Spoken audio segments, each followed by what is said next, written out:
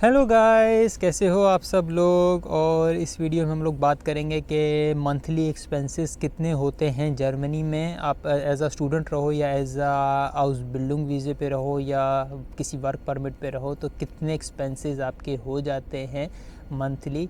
और इसके ऊपर बात कर लेते हैं। सबसे पहले जो चीज़ आती है आपकी वो रेंट है। और रेंट आपको 200 से 450 के दरमियान में जो है वो अकोमोडेशन मिल जाती है आराम से। मगर 450 तो मतलब जब आप एक ख़ुद का अपार्टमेंट लेके रह रहे होगे तो तभी है। तभी मतलब ये तो बहुत ही एक्सट्रीम केस में, कोई बहुत ही ज़्यादा कोई नवाब हो तो मतलब बहुत पैसे वाला हो तो वही ये करेगा। मगर हम लोगों जैसा तो मतलब 250 तक में या 300 तक में उसको अकोमोडेशन आराम से सिक्योर हो जाती है और अच्छी अकोमोडेशन मिल जाती है। तो नंबर 1 पे तो ये चीज़ हो गई हमारी। ठीक है, दूसरे नंबर पर सेमेस्टर कंट्रीब्यूशन है। ठीक है, वो आपको कुछ यूनिवर्सिटीज़ में 150 से लेकर है, कुछ में मतलब ये 1000 तक की ये करती है, वेरी करती है। मगर होक्सचुले राइनवॉल में 310 समथिंग है, जिसमें मैंने एडमिशन लिया था। तो ये आप एक इसको अगर आप 6 मंथ्स पे डिवाइड कर लो तो ये 50 यूरोज़ ये भी आपके मंथली एक्सपेंस बन जाता है। तो दूसरे नंबर पे हमारा सेमेस्टर कंट्रीब्यूशन आ गया। मगर कुछ यूनिवर्सिटीज़ में ये 1500 तक भी है, मगर वो एक दो ही हैं, मगर उसमें आप नहीं होगे शायद, तो उसको आप काउंट ना ही करो तो ठीक है। तीसरे नंबर पर जाती है आपकी हेल्थ इंश्योरेंस। हेल्थ इंश्योरेंस के लिए आपको 110 यूरोज़ पे करने पड़ते हैं।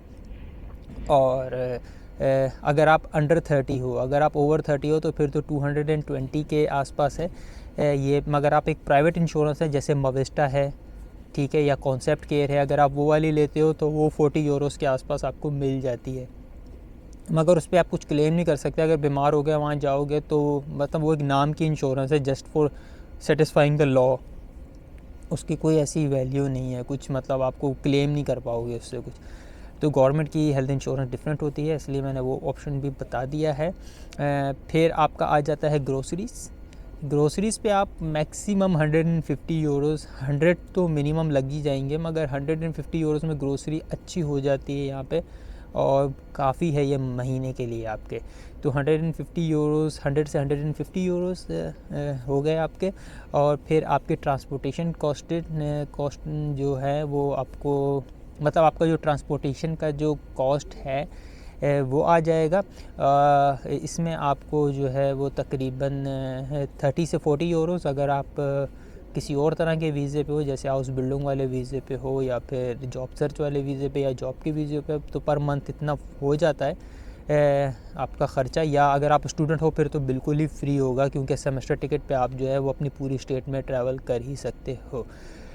उसके अलावा फिर आपका फ़ोन का एक्सपेंस है 15 से 30, ये मतलब 15 टू 30 यूरोज़ आपका फ़ोन का एक्सपेंस है। और so on and so on कुछ आपके एक्स्ट्रा ख़र्चे भी हैं। तो मतलब आप ऑन द एवरेज 600 टू 700 में एक अच्छा यहाँ पे गुजारा कर सकते हो। और सही से अगर थोड़ा सा और भी ज़्यादा दिमाग लगाओ, क्योंकि कुछ लोग यहाँ पे सही से अच्छे से अपना दिमाग यूज़ करते हैं, और अच्छे से अगर आप अपना दिमाग यूज़ करोगे और यहाँ वहाँ थोड़ी सी इन्फॉर्मेशन लोगे तो ये ख़र्चे को खींच के 500 तक भी ले जा सकते हो। मगर उसमें फिर बहुत ही एक टेंशन वाली हो, थोड़ा हाथ खींच के सोच समझ के चलना पड़ेगा। तो हम लोग मिलते हैं फिर अगली वीडियो में, तब तक के लिए अल्लाह हाफिज़, बाय बाय।